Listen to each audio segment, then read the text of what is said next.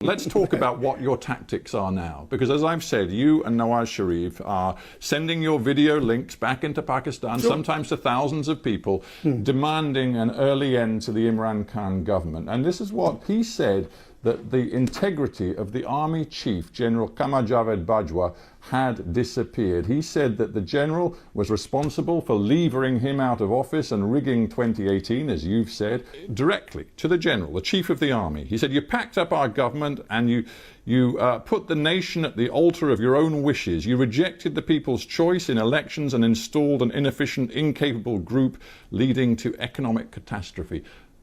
What an extraordinary thing to say of your country's chief of army. It's a reality. The buck stops at the top. And the deep state is known what deep state does in Pakistan. I mean, is it a surprise to you, Mr. Sekhar? It is known to the world. As Hillary Clinton the other day just gave an interview. And she said, what is deep state? Quoting Pakistan as an example. So please, we must be fair to analyze things. The election was stolen. It started off from Dawn leaks. Mr. Sharif has been struggling for the supremacy of democracy, for the supremacy of parliament, and I have been struggling for the fiscal and discipline and the transparency. Is it wrong?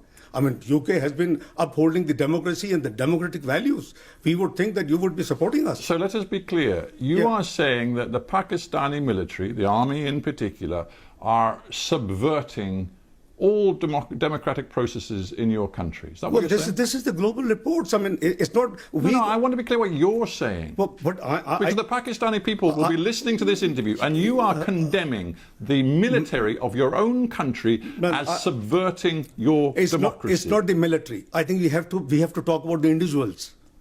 It's not all the entire institution. I think let's create a difference. It's the wish list, it's the plan of certain people who enforce in Pakistan martial law. So you're saying the army is led by General Bajwa, who in yours and Nawaz Sharif's opinion is entirely subverting democracy. Is that what you're saying?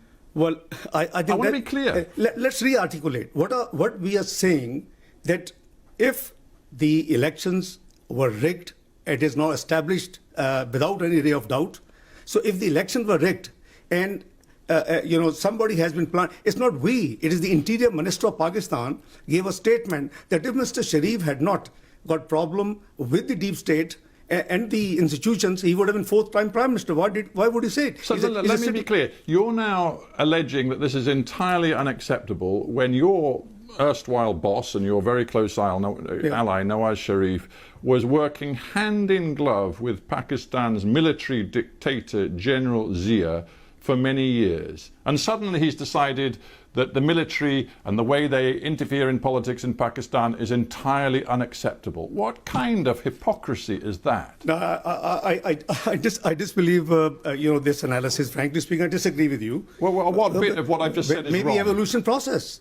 Evolution process. Yes, because Oh, you mean because then he was in power and now he's out of power, so he's really angry with the army because they won't work with him. No, it's not the first time. It's the third time he was Prime Minister. And Imran Khan, own Interior Minister, tells the whole world that Mr. Sharif would have been fourth-time Prime Minister if he had not got trouble with the establishment. You see, Imran Khan may be unpopular in Pakistan now, but when he heard what Nawaz Sharif said last month at that rally, when he directly targeted the chief of army, Imran Khan said this. He said, how dare Nawaz Sharif point to the general and blame him for what is happening in Pakistan when for years Mr. Nawaz Sharif polished the boots of a former military dictator. When Imran Khan said that, I dare say he actually had a great deal of sympathy from many Pakistanis who know hypocrisy when they see it.